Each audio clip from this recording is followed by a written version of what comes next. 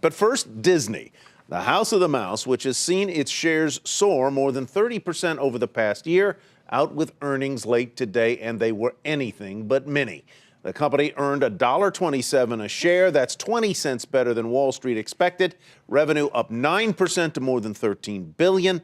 And as a result, shares popped after hours. And that was on top of a more than 2% gain in the regular session. Julia Boorstin spoke with CEO Bob Iger and has her one takeaway on Disney's results.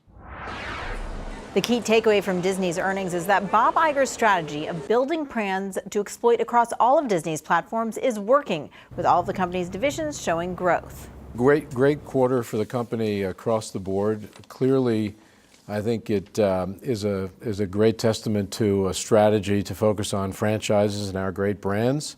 Parks and resorts obviously benefit from that, but also some operational excellence and clear demand around the holiday period.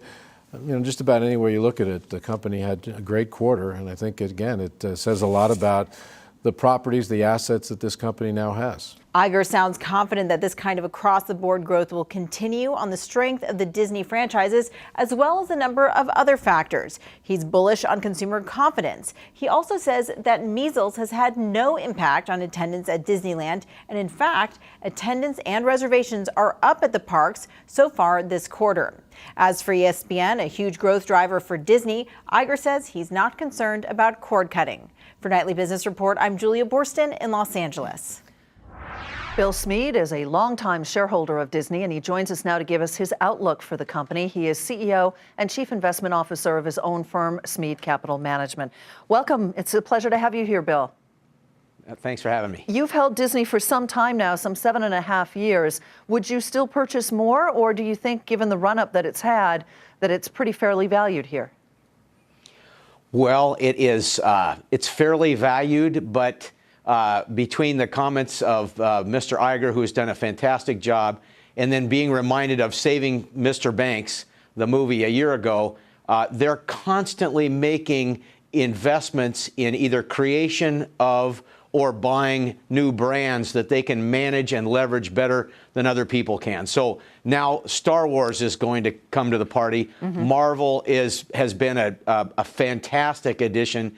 And so the answer is, for a long-duration investor like us, we look and we say, 10 years from now, this will be worth a lot more than it is today. And it's worth sitting through the ups and downs of life and bull and bear markets to get at that.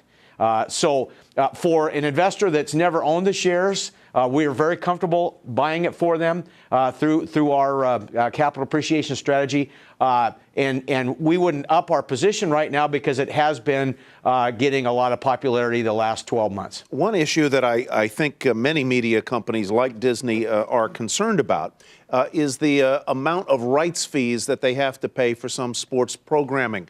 In the case of Disney and ESPN, it would be the National Football League, the College Football Championship, and other things. Are you concerned about that impacting their ability to make a nice margin? Well, it's a great question.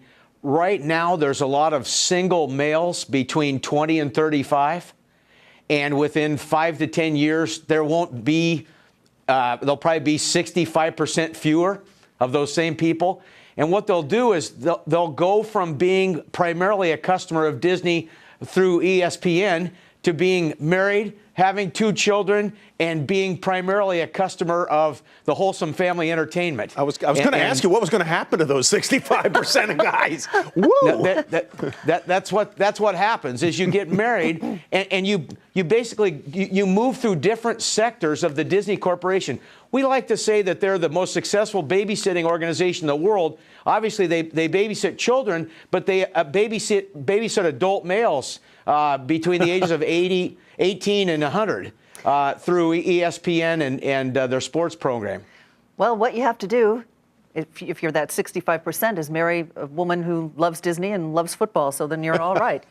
Anyway. Yeah, we Bill? went to the Super Bowl, and we saw a lot of women that do love football.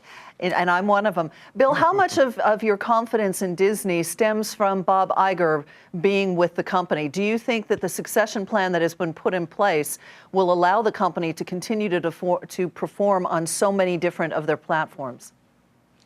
That's a great question, because we all remember that in 1984, that Michael Eisner became the CEO, and he had a second lieutenant by the name of Frank Wells, and they did a great job of moving Disney forward. And then, unfortunately, Frank Wells died in a helicopter crash in 1994, and Michael Eisner was kind of lost without his good cop there, right? And so what happened in those next 10 years was a lot of talented people like Meg Whitman and Steve Bullenbach and other people were set adrift from Disney. And I think Bob Iger is a great cultivator of people behind him, and a very humble guy, and in that respect. So, yeah, Warren Buffett and Peter Lynch and people like to say they like to own a business that even a 2-year-old could run. And the beauty of this business is it's a business that has a lot of its own legs, but definitely he's been an outstanding CEO. He will be hard to replace. I'm sure he will be. Bill, thank you very much.